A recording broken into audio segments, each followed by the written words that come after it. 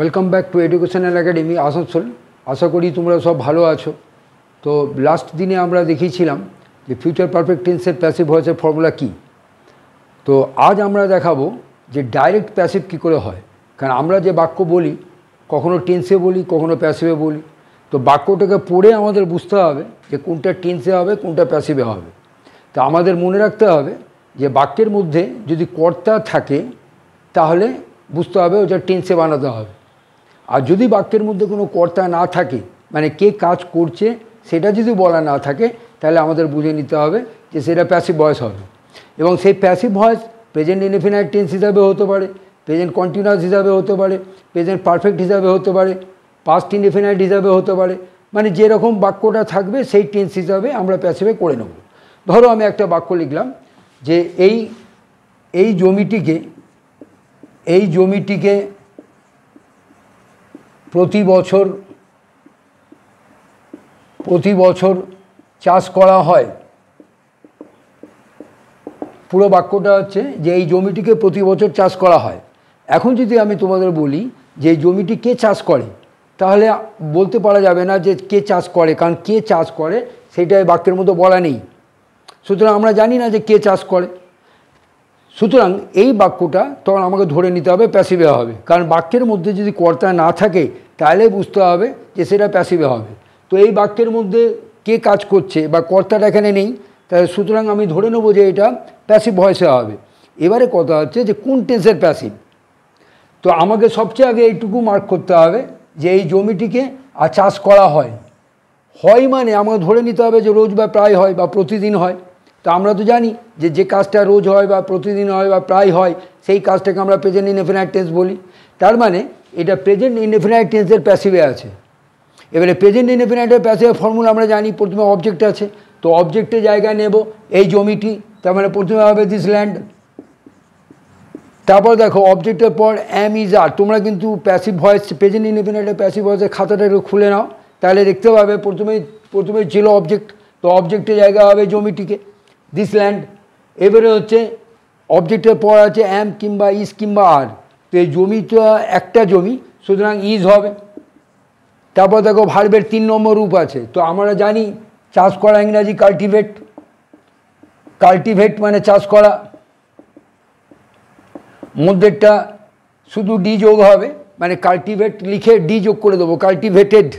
3 নম্বরও তাই হবে, শুধু ডি যোগ হবে, কাল্টিভেটেড। আর নাউনে আছে কাল্টিভেশন, এটার বাংলাটা হচ্ছে চাষ। এটা নাউন, আর যেটা নাউন হবে সেটা দুটো রূপ হবে না। তা আমাকে এখানে ভার্বের 3 নম্বর দেখো প্রেজেন্ট ইনডেফিনাইটের প্যাসিভে আছে, প্রথমে অবজেক্ট, তো অবজেক্টের জায়গায় নিলাম দিস ল্যান্ড। তারপর দেখো অ্যাম ইজ আর আছে, তো জমি একটি জমি, যার জন্য ইজ এলো। এবারে দেখো ভার্বের 3 নম্বর রূপ, তাহলে এই রূপটা নেব, দিস ল্যান্ড ইজ কাল্টিভেটেড। এইটুকুর মানে দাঁড়িয়ে গেল এই জমিটিকে চাষ করা হয়। বাকি রইল প্রতি বছর, তো এইখানে আলাদা করে যোগ হবে, এটা প্যাসিভের সাথে কোনো সম্পর্ক নেই। যেহেতু বাক্যের মধ্যে প্রতি বছর আছে, তো আমাকে প্রতি বছর যোগ করতে হবে। আর বছরের আগে জেনারেলি আমরা জানি প্রিপোজিশন ইন হয়, তাহলে ইন এভরি ইয়ার। এবার কার দ্বারা কে জমিটি চাষ করে আমি তো জানি না, তাহলে বাই করে যেটা আছে সেটা এখানে আসবে না, বাক্যটা এখানে শেষ হয়ে যাবে যে this land is cultivated in every year. বাংলাটা হবে যে এই জমিটিকে চাষ করা হয় প্রতি বছর। এবারে যদি এটা প্রশ্ন করি যে এই জমিটিকে কি প্রতি বছর চাষ করা হয়, তাহলে শুধু আমাকে খালি ইজটাকে আগে নিতে হবে। তাহলে ইংলিশ হবে is this land cultivated, is this land cultivated in every year. যে কোশ্চেন মার্ক হবে, বাংলাটা হবে যে এই জমিটিকে কি, এইখানে কি হবে, কিটা এখানে ঢুকে যাবে, এই জমিটিকে কি, বাকি যা আছে তাই, প্রতি বছর চাষ করা হয়, যে কোশ্চেন মার্ক। আর ধরো আমি যদি বলি যে এই জমিটিকে চাষ করা হয় না, তাহলে এইখানে যে ইজ আছে এই জায়গায় নট বসবে, এই জায়গাটা নট বসে যাবে, বাকি যা আছে হুবহু বসিয়ে দেবো। তার মানে ইংলিশ হবে this land is not cultivated cultivated in every year, in every year, full stop. বাংলাটা হবে এখানে যে আছে এই জমিটিকে প্রতি বছর চাষ করা হয়, এখানে হয় না, এখানে খালি না যোগ হবে। বাংলাটা হবে এই জমিটিকে প্রতি বছর চাষ করা হয় না। ঠিক আছে, এটা প্রেজেন্ট ইনডেফিনাইট টেন্স হিসাবে বাক্যটা ছিল, তো এই হিসাবে আমরা প্যাসেজটা বানালাম। এবার ধরো আমি একটা বললাম যে ছেলেটিকে পড়ানো হইতেছে, একটা বাক্য লিখলাম যে ছেলেটিকে পড়ানো হইতেছে, এটা ডিলিট করে দিই। ছেলেটিকে পড়ানো হইতেছে,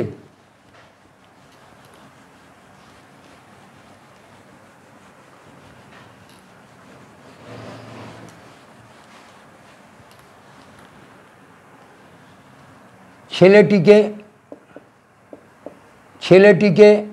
পড়ানো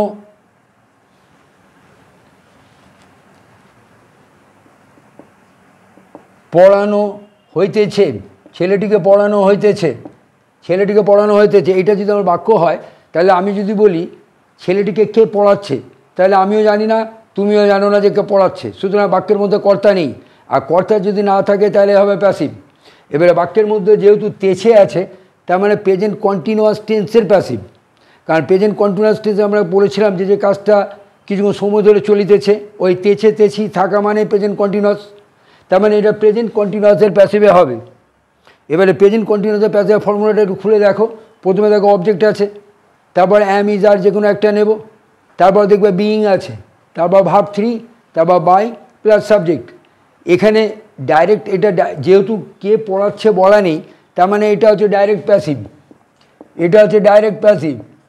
আর ডাইরেক্ট প্যাসিভ যখন হয় তখন বাই সাবজেক্ট যেটা লাস্টে আসা উচিত সেটা থাকবে না, ওই পড়ানো হইতেছে অবধি আসবে, দিয়ে ফুলস্টপ হয়ে যাবে। এবারে সবচেয়ে আগে তাহলে আমি মার্ক করি ছেলেটিকে পড়ানো হইতেছে, এইটুকু আগে হবে, তো অবজেক্টের জায়গা হবে ছেলেটি মানে দ্য বয়,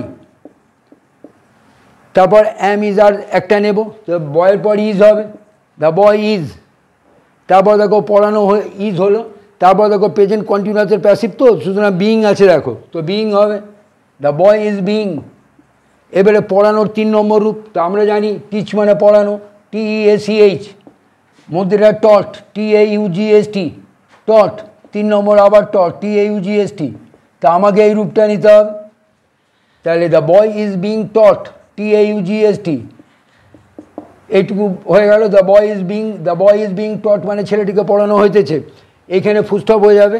কে পড়াচ্ছে আমি জানি না, সুতরাং এরপর যেটা বাই করে সাবজেক্টে যেটা আনি সেটা আমরা এখানে আনবো না, এখানেই বাক্যটা শেষ হচ্ছে। এইবারে যদি আমি এটা প্রশ্ন করি যে ছেলেটিকে কি পড়ানো হইতেছে, তাহলে এখান থেকে ইজটাকে আগে নাও, তার মানে হবে is the boy being taught, TAUGST, is the boy being taught, TAUGST দিয়ে কোশ্চেন মার্ক হবে। বাংলাটা এখানে গেলে কি হবে, ছেলেটিকে কি, বাংলাটা হবে ছেলেটিকে কি পড়ানো হইতেছে দে কোশ্চেন মার্ক। আর না বাচক যদি করি ছেলেটিকে পড়ানো হইতেছে না, এখানে যদি না হয় তাহলে এই জায়গাটা নট হবে ইজের পর, তার মানে ইংলিশ হবে the boy is not being taught, TAUGST, the boy is not being taught করে ফুলস্টপ হবে। বাংলাটা হবে যে ছেলেটিকে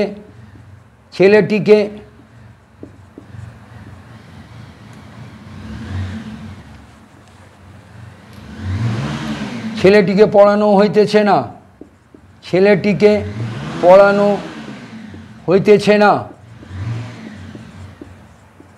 ফুলস্টপ। ধরো আমি যদি আবার একটা বলি যে আমি তাকে সাহায্য করেছি, তাহলে এটা কে করেছে সাহায্য না আমি, তার মানে টেন্সে হবে I have helped him, present perfect tense হিসাবে। কিন্তু আমি যদি ঘুরিয়ে বলি যে আজকে তাকে সাহায্য করা হয়েছে, ধরো একটা বাক্য আমি লিখলাম যে আজ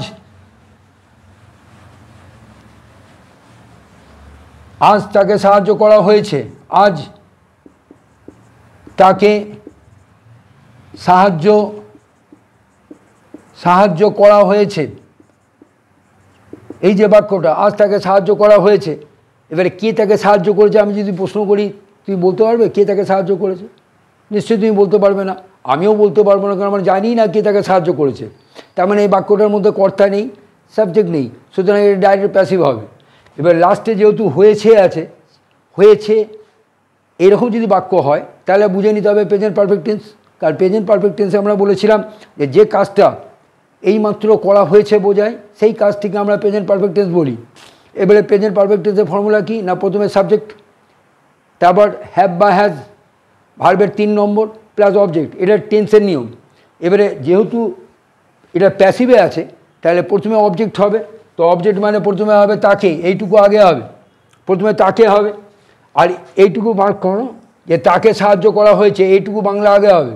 তো প্রথমে প্রেজেন্ট পারফেক্ট টেন্স হিসাবে প্রথমে অবজেক্ট হবে তাকে, ছেলে যদি হয় তাহলে হি হবে, মেয়ে হলে হার হবে, তো প্রথমে হি নেব। এবারে দেখো হ্যাভ বিন বা হ্যাজ বিন আছে, প্রেজেন্ট পারফেক্ট টেন্সের পাশে খুলে দেখো অবজেক্ট প্লাস হ্যাভ বিন বা হ্যাজ বিন, তো হি এর পর হিটা যেহেতু থার্ড পারসন সিঙ্গুলার নাম্বার সেহেতু হ্যাজ বিন হবে, হি হ্যাজ বিন। এবারে দেখো ভার্বের 3 নম্বর রূপ, তো সাহায্য করার 3 নম্বর রূপ আমরা জানি যে হেল্প, HELP, হেল্প মানে সাহায্য করা, HELP সাহায্য করা, EDD যোগ হবে, তো আমাকে এই রূপটা নিতে হবে। তাহলে হি হ্যাজ বিন হেল্পড, এটুকুর মানে হলো তাকে সাহায্য করা হয়েছে, হি হ্যাজ বিন হেল্প। এবারে বাকি রইল আজ, লাস্টে হবে টুডে। এখানে কার দ্বারা কে তাকে সাহায্য করেছে জানি না, সুতরাং বাই করে আর আসবে না। এবার যদি এটা প্রশ্ন করি যে আজকে কি তাকে সাহায্য করা হয়েছে, এখান থেকে শুধু হ্যাজটাকে তুলে নাও, তার মানে হবে has he been, has he been helped today. আজকে তাকে কি আজ সাহায্য করা হয়েছে,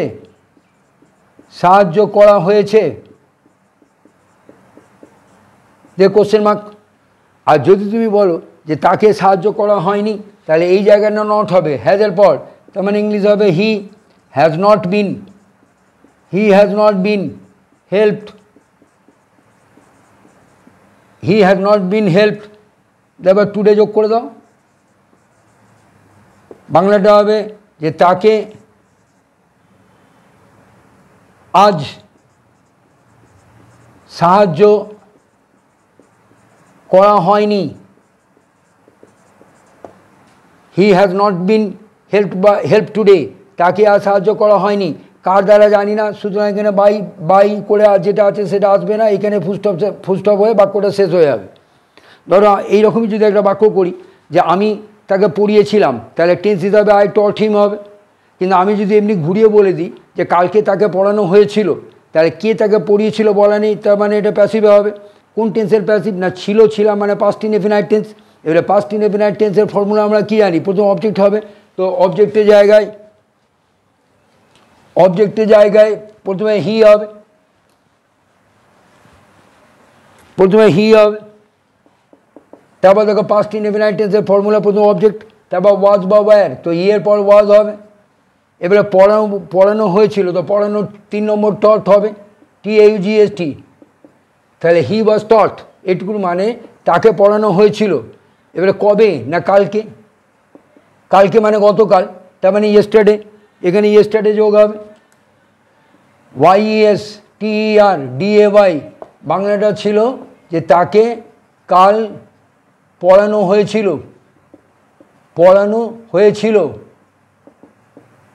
ইংলিশটা হবে হি ওয়াজ টট ইয়েস্টারডে। যদি এটা প্রশ্ন করি যে তাকে কি কাল পড়ানো হয়েছিল, তাহলে এখান থেকে ওয়াজ হবে আগে, তার মানে ওয়াজ হি টট ইয়েস্টারডে। বাংলাটা হবে যে তাকে কি কাল পড়ানো হয়েছিল। আর যদি নাবাচক করি যে তাকে কাল পড়ানো হয়নি, তাহলে এই জায়গাটা নট হবে, হি ওয়াজ নট টট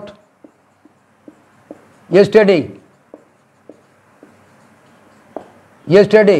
বাংলাটা হবে যে তাকে কাল পড়ানো হয়নি, পড়ানো হয়নি। আর এইটা হবে তাকে কি কাল, তাকে কি কাল পড়ানো হয়েছিল, যে কোশ্চেন মার্ক। এইভাবে আমাদের ডাইরেক্ট প্যাসিভগুলো করি। সবসময় মনে রাখতে হবে যে বাক্যটার মধ্যে কর্তা আছে কি না। যদি কর্তা থাকে তাহলে টেন্সে হবে, যদি কর্তা না থাকে তাহলে প্যাসিভে হবে, এবং সেই টেন্সের প্যাসিভটা মনে রাখতে হবে। ঠিক আছে? এই ক্লাসটা যদি তোমার ভালো লাগে তাহলে অবশ্যই তোমরা সাবস্ক্রাইব করো, শেয়ার করো, লাইক করো, কমেন্ট করো। নেক্সট দিন আমরা ইম্পারেটিভ সেন্টেন্সের অ্যাক্টিভ এবং প্যাসিভ শেখাবো।